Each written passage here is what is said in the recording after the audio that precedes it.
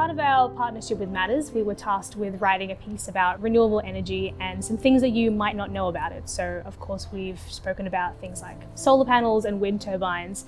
We've also touched on things like tidal power and different kinds of batteries, and things about like sucking the carbon straight out of the air, like different innovative ways that we can mitigate the effects of climate change.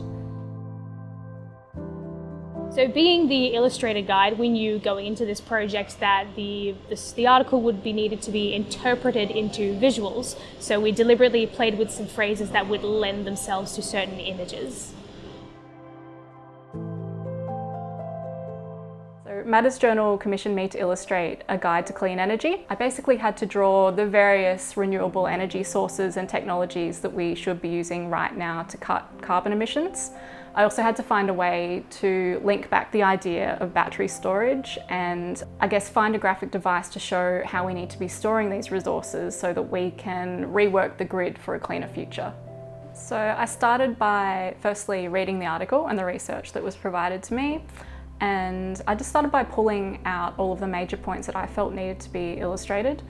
So after a bit of brainstorming and list making, I found that there were essentially two different types of images that I would have to make. There would be one type of image that would be quite straightforward and based off scientific reference images, and there would be the more esoteric or metaphorical drawings that would be expressing the more abstract ideas that are in the article. A tough image that I felt like I had to draw was the opener actually. The opening line is, "We're running out of time to prevent catastrophic climate change."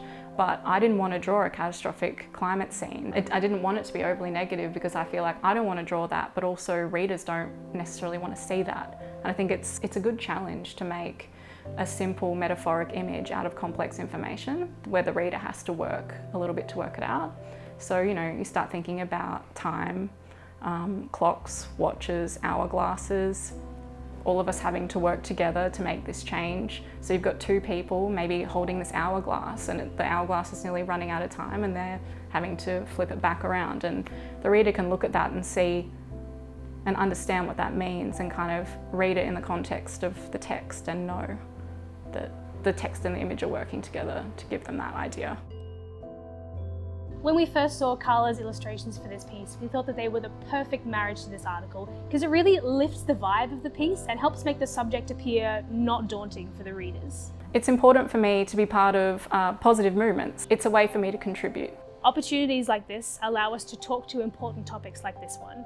Climate change is not going away, but this is our way of being a part of the discussion.